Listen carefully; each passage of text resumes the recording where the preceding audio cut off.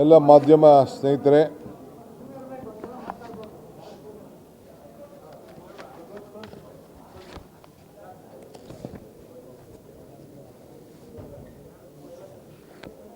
ನಾನು ಯಾವಾಗಲೂ ಒಂದು ಮಾತನ್ನು ಹೇಳ್ತಾ ಇದ್ದೆ, injustice should not be flown from the seat of justice ಅಂತ. ಇವತ್ತು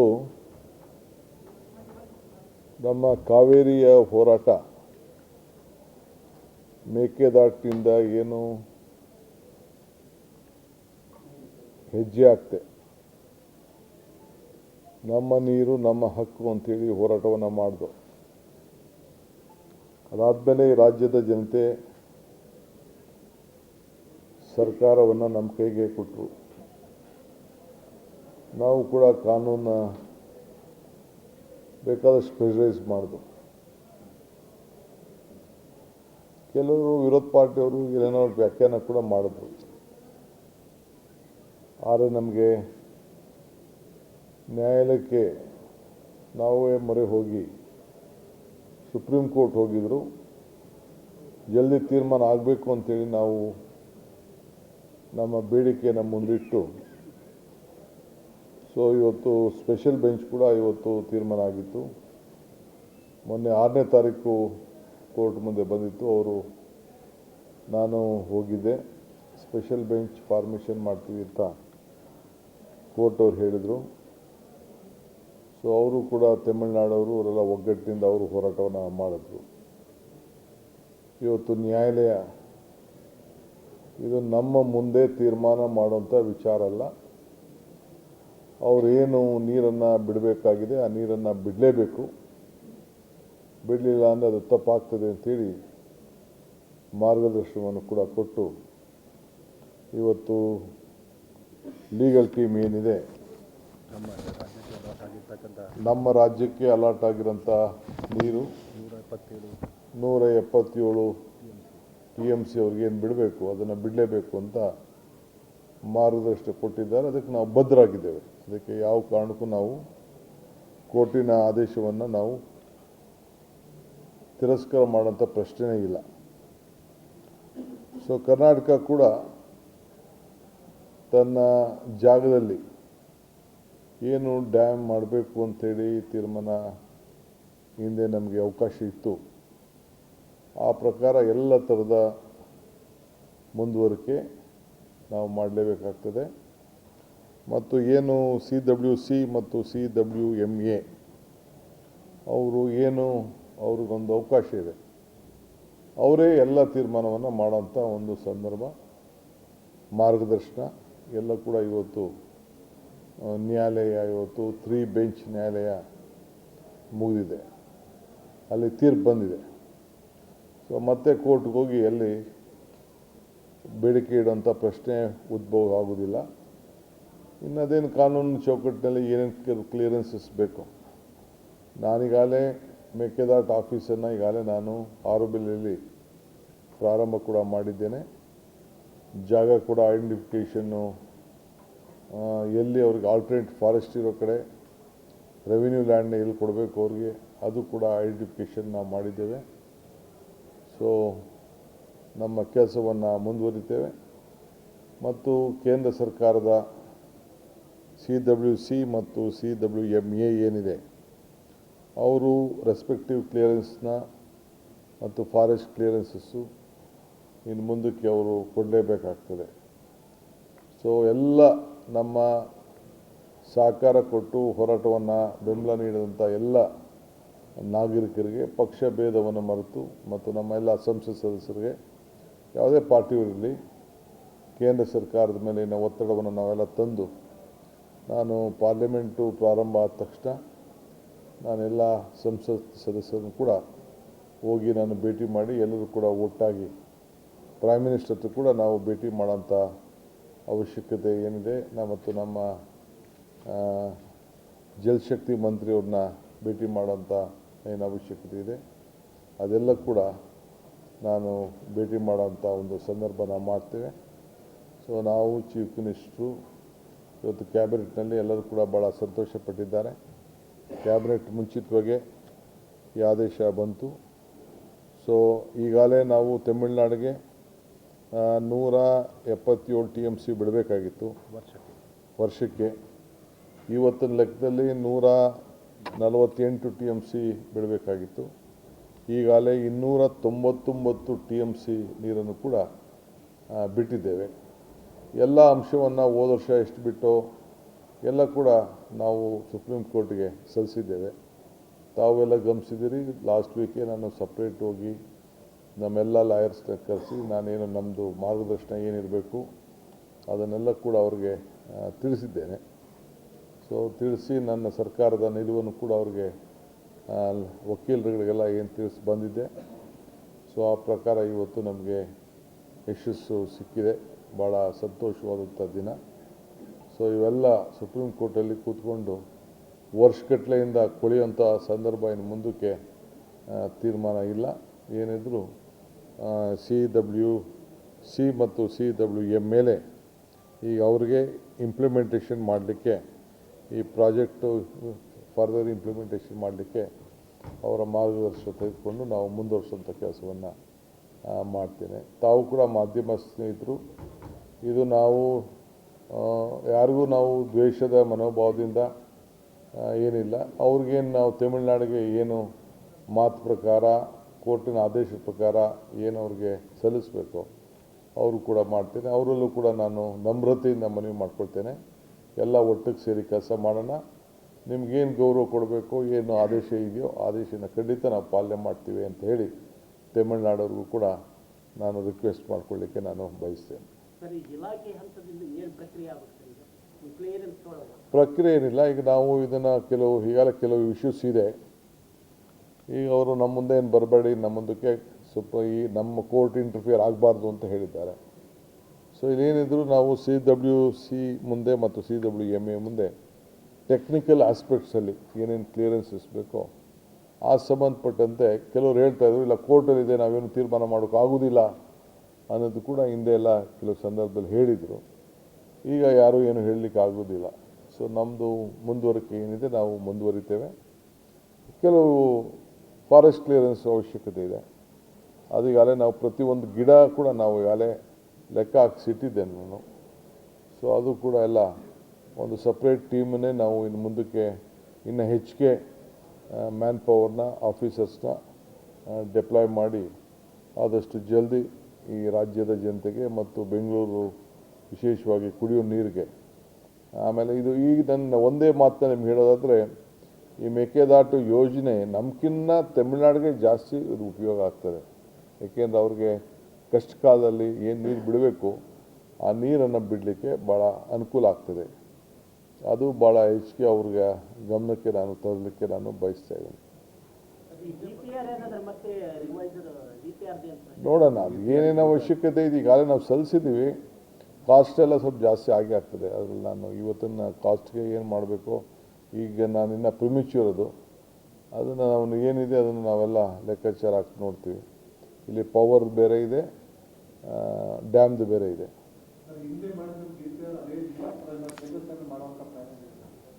ನೋಡಿ ಅದೆಲ್ಲ ಟೆಕ್ನಿಕಲ್ ಆಸ್ಪೆಕ್ಟ್ ನಾವು ಈಗಾಗಲೇ ಸಬ್ಮಿಟ್ ಮಾಡಿದ್ದೀವಿ.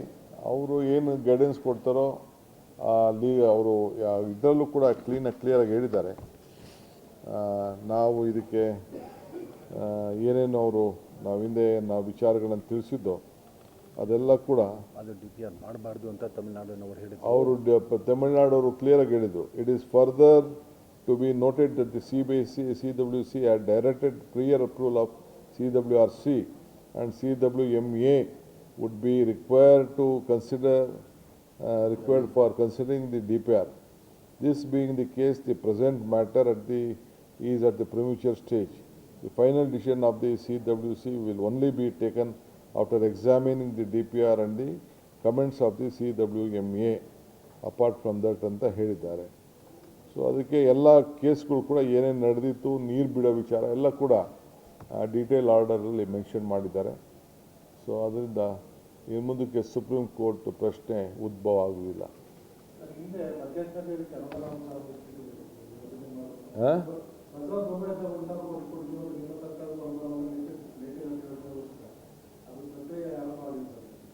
ಈಗ ಶುರು ಮಾಡ್ತೀವಿ. ನಮ್ಮ ಕೆಲಸ ಏನಿದೆ ನಾವು ಖಂಡಿತ ಶುರು ಮಾಡಲೇ ಮಾಡಮ್ಮ. It is our bound duty. ನಮ್ಮ ನೀರು ನಮ್ಮ ಹಕ್ಕು, ನಾವು ಮಾಡ್ತೇವೆ.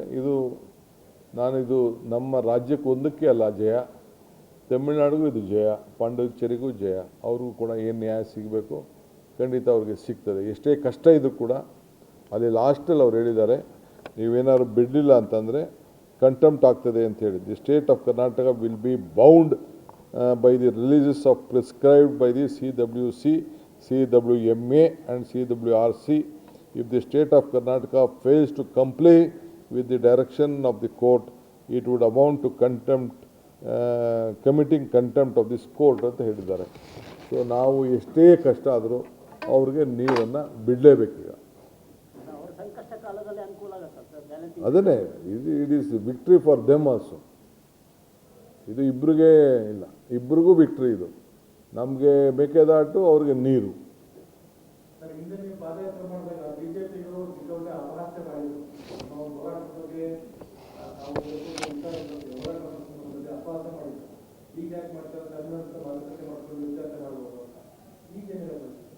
ನಾನು ಏನು ಮಾತಾಡೋಕೆ ಹೋಗೋದಿಲ್ಲಪ್ಪ.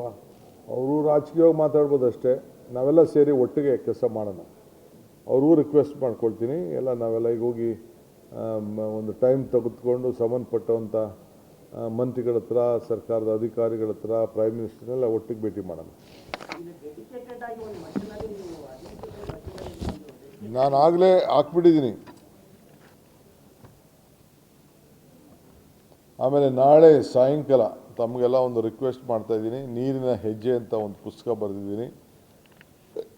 ಈ ತೀರ್ಪುಗಳ ಬಗ್ಗೆ ಬರೆದಿದ್ದೀನಿ. ಅನೇಕ ರಿಸರ್ಚ್ ಮಾಡಿ ಬೇರೆ ರಾಜ್ಯದ ತೀರ್ಪುಗಳು, ಇಂಟರ್ನ್ಯಾಷನಲ್ ಡಿಸಿಷನ್ಸು, ನ್ಯಾಷನಲ್ ಬೇರೆ ಬೇರೆ ನದಿಗಳ ಬಗ್ಗೆ ತೀರ್ಪುಗಳಾಗಿರೋದು, ಪೆಂಡಿಂಗ್ ಇರೋವಂಥದ್ದು, ನಮ್ಮ ರಾಜ್ಯದ ಏನೇನು ಸಮಸ್ಯೆ ಇವೆಲ್ಲ ಕೂಡ ಅಲ್ಲಿ ಮಂದಟ್ಟು ಮಾಡಿದ್ದೀನಿ.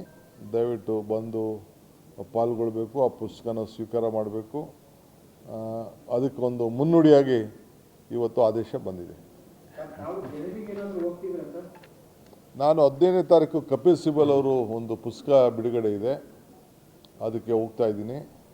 ಅದಾದಮೇಲೆ 1ನೇ ತಾರೀಕು ಆದಮೇಲೆ ಪಾರ್ಲಿಮೆಂಟ್ ಇರ್ತದೆ, ಅದಕ್ಕೂ ಕೂಡ ಯಾಕೆಂದರೆ ನಮ್ಮದು 8ನೇ ತಾರೀಕನ್ನು ನಾವು ತೀರ್ಮಾನ ಮಾಡಿದ್ದೀವಿ. ಅದಕ್ಕಿಂತ ಮುಂಚಿತವಾಗಿ ಪಾರ್ಲಿಮೆಂಟ್ ಮೆಂಬರ್ಸ್ಗೆ ಯಾವ ರೀತಿ ನಾವು ಅವ್ರನ್ನ ಬೆಂಬಲ ತೆಗೆದುಕೊಂಡು ಮುಂದೆ ಹೆಜ್ಜೆ ಇಡಬೇಕು, ಆ ಹೆಜ್ಜೆ ಹಿಡಿಯುವಂಥ ಕೆಲಸ ಮಾಡ್ತೀವಿ.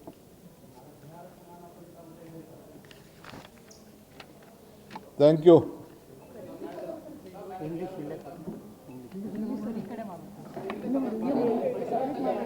You leave it here, no extra, leave it. So I am very happy to inform you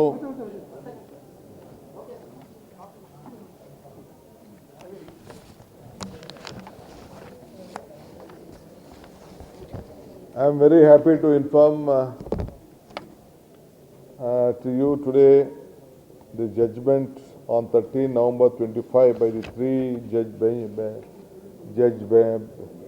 judges bench chaired by the Honorable Chief Justice of India was being conducted on Mekedatu case. It is a victory for both the states. It is not only victory for Karnataka. We will all have to work for the success of and whatever the order has been placed, 177 point whatever the TMC of water has to be released, we are bound to release at any circumstances. They have given us a direction. You have to, at any cost, you have to go by the decision of the earlier decision. Otherwise, it leads to contempt. I fully agree to it. Whatever the difficult times may come in the future, we will obey the orders of the court directions and the appellate authority. Now the ball is in the court of the CWC and the CWMA, which is a technical appraisal which they have to do. We had already submitted a detailed project report. Already a separate office has been already opened at Horobale, Mekedatu office. We have already identified the lands which has to be given as an alternative land to the forest land where submerge will be taken place. I hope there will be no interest further. We and Tamil Nadu, let us all work together. But I would like to assure the people of Tamil Nadu that we will respect the sentiment of the court, we will respect the direction. At any cost, we will see that 177.25 TMC, whatever the direction is there, we are going to implement it and we will honor you. I would like to congratulate Tamil Nadu also for getting there. At any cost, they have said that we have to release the prescribed water to them at the appropriate time. As I rightly said today, we are supposed to we are supposed to release 177.25 TMC every year. Now at this time we were supposed to release 148.87 TMC. Already with good rains we have received. We have released about 299.8 TMC, almost more than double the water which has there with the support of the rain gods. So I wish both the states a great success. Let us all join together, work together, and the success of the prosperity of both the states. And the people of Bangalore will be thrilled, and the farmers also will be thrilled that they will be allowed to, the balancing reservoir will be built and sufficient water will be shared at the appropriate time when distress happens to us. Thank you. So you're also planning to meet the PM as well? Of course, after the first, when the parliament starts, I would like to lead a delegation, myself, my chief minister. We'll try to meet the Honorable Prime Minister of this country and the irrigation minister, and we'll have to place it on record and pressurize them also to just help us out to see that, because now the direction is very clear that there is no point of Supreme Court in this issue, and the authorities concerned who have been technically sound will have to take a call on it. How confident you are with CWC, sir? How confident that CWC will? Of course, they will not, I think they can't dilly-dally on this. They are bound to give us a, Supreme Court has also directed. Supreme Court has already given a clear direction on this issue. Sir, apparently in the past we had the BJP taking out on news saying that because of the tie-ups with the Congress and the DMK, the DCM doesn't want to talk about the water sharing. At this point in time, what would your message be to the BJP, sir? I am very firm from the day one. It is their political call, this is our political call. I don't want to make politics, mix politics in this. Only thing with the statements, I don't want to unnecessarily create any confusion. We have to work jointly, unitedly for the welfare of both the states. So the former CM of the Tamil Nadu, in fact, OPS has now commented saying that it is ridiculous for the Karnataka government to say that the Mekedatu project will not affect Tamil Nadu, sir. How would you see the statement of? I think I could not understand. He will be benefited. How we can tell that? You see, already we have doubled the release of water. It is going to the sea. They are not using it. He is making a political statement. He is making a, see, it is their bound duty to get 177.25 TMC of water. We are bound to release us. Otherwise, we will be under contempt. So, the victory also, we both have to share the victory. And just now, a US business delegation met me. Utah Senate, the president of the Utah Senate also came and met me. They are very keen in investing with us. They want Karnataka, they see in Bangalore. They feel that very big human resources is all there. Our Indians, boys from especially from Karnataka, they are working in a very big number there. So they want to come and here. Now they are having a meeting again with my IT minister. So they wanted to explore the potential cooperation between both the states, Karnataka and Utah state of Tamil Nadu, on technology, United States. industry and pharma sector. They want to explore the tie-up. I am very happy that they have restored confidence on us. Thank you.